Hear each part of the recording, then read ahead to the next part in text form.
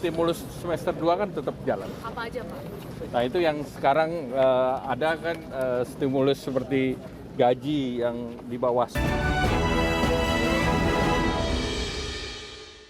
Ya, kita ke informasi selanjutnya. Pemirsa, Menteri Koordinator Bidang Perekonomian Erlangga Hartarto menyatakan pemerintah sudah berkomitmen mengucurkan stimulus ekonomi pada semester 2 tahun ini. Erlangga menyatakan sejumlah program yang sudah berjalan akan diperluas, diantaranya subsidi gaji bagi pekerja berpenghasilan di bawah 10 juta rupiah. Selain itu ada beberapa dorongan yang diberikan untuk sektor padat karya, antara lain pemotongan pajak penghasilan yang ditanggung pemerintah. Menurut Erlangga, pemangkasan PPh sudah dinikmati 1,7 juta orang.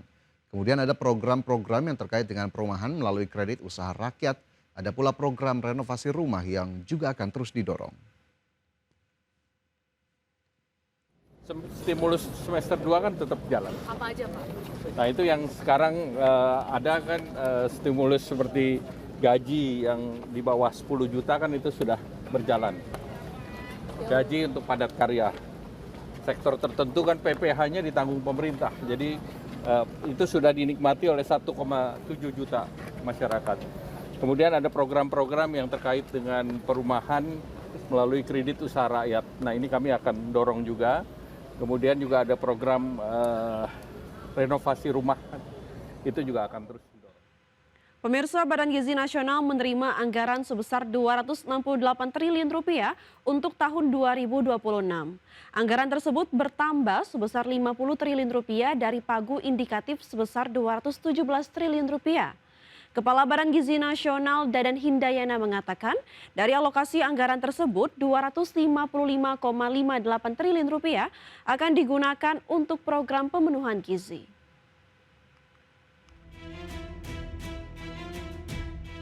Badan Gizi Nasional akan menerima anggaran sebesar Rp268 triliun untuk tahun 2026. Anggaran tersebut bertambah sebesar Rp50 triliun dari pagu indikatif sebesar Rp217 triliun.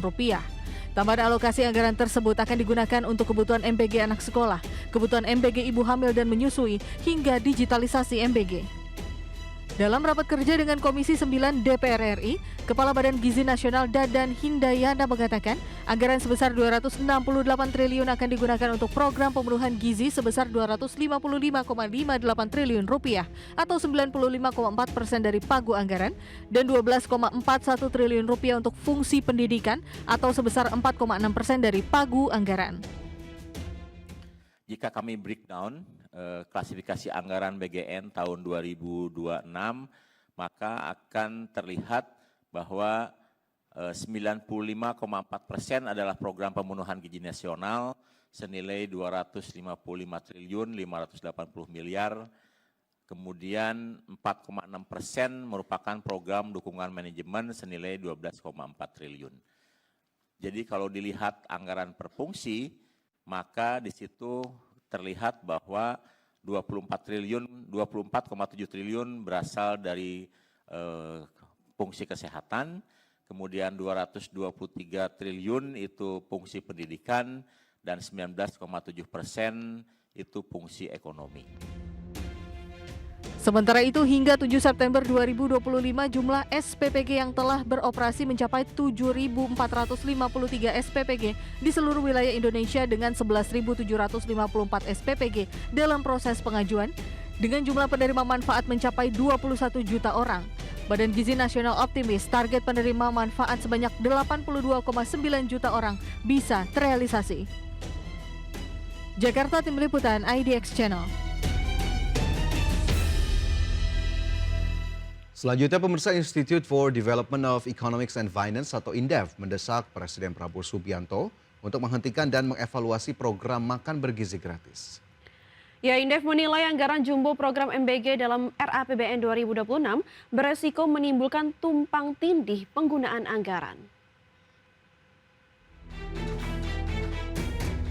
Institute for Development of Economic and Finance atau INDEF mendesak Presiden Prabowo Subianto untuk menghentikan sementara program makan bergizi gratis.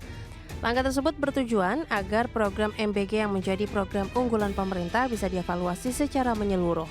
Menurut Kepala Pusat Ekonomi Digital dan UMKM Indef, Izzuddin Alfaras, langkah pemerintah yang justru berencana memperluas cakupan MBG dengan anggaran jumbo dalam RAPBN 2026 berisiko menimbulkan tumpang tindih penggunaan anggaran. Izzuddin menyebut dari total belanja negara sekitar 3.700 triliun, hampir 10%-nya atau sekitar 335 hingga 360 triliun rupiah dialokasikan untuk makan bergizi gratis. Porsi anggaran MBG yang terlalu besar berpotensi mengorbankan sektor lain yang lebih krusial. Jadi di RAPBN 2026, makanan bergizi gratis ini mengambil 44,2% anggaran pendidikan tahun 2026. Ini yang saya kasih kotak garis-garis merah begitu ya. 335 triliun untuk 82 juta orang dan 30.000 SPPG. Artinya hanya MBG, padahal ada aspek lain di pendidikan yang lebih urgent begitu terkait dengan kesejahteraan guru, kemudian infrastruktur sekolah yang juga masih banyak kurang memadai, begitu, dan aspek-aspek lainnya. Indef meminta DPR dan pemerintah perlu mencermati resiko pemborosan anggaran jika program MBG tetap dijalankan tanpa evaluasi dan tata kelola yang baik. Dari Jakarta, Tim Liputan, IDX Channel. Kalau kita lihat informasi soal reshuffle tadi ya, Vin, ya, kita harapkan dengan adanya pergantian nama ini juga kinerjanya bisa semakin optimal dan juga semakin baik, dan agar kemudian masyarakat juga semakin percaya dalam kata lain dengan kinerja pemerintah yang kemarin ya sempat mendapatkan kritikan. Jadi kita tunggu kinerja dari menteri ataupun wakil menteri baru yang tadi dilantik begitu ya oleh Presiden Prabowo Subianto. Baik pemirsa, kita beralih ke informasi lainnya di mana Kemenperin meminta pelaku industri otomotif tidak melakukan PHK di tengah penurunan penjualan. Oke, informasi yang kami hadirkan untuk Anda usai jeda. Tetaplah bersama kami.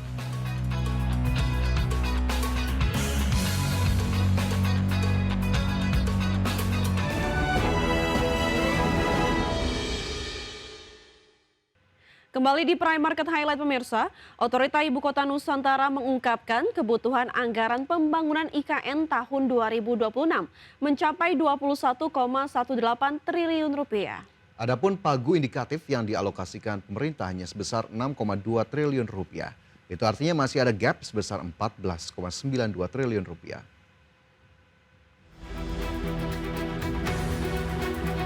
Sekretaris Jenderal Otorita Ibu Kota Nusantara Bimo Adi Nur Santiasto menyebut kebutuhan anggaran pembangunan IKN tahun 2026 mencapai 21,18 triliun rupiah.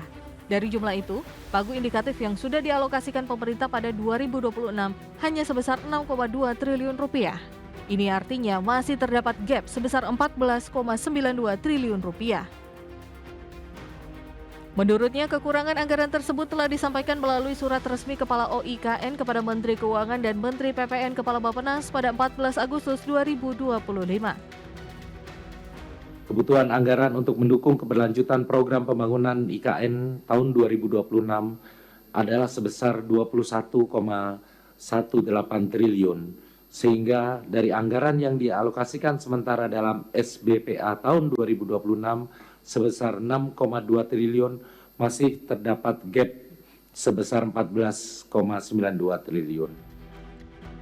Bimo merinci usulan tambahan tersebut terbagi ke dalam 4 kelompok prioritas, seperti melanjutkan pembangunan gedung dan akses kawasan yudikatif serta legislatif dengan skema kontrak tahun jamak, serta pembangunan hunian pendukung ekosistem yudikatif dan legislatif yang baru akan dimulai pada 2026 mendatang. Tim Liputan IDX Channel.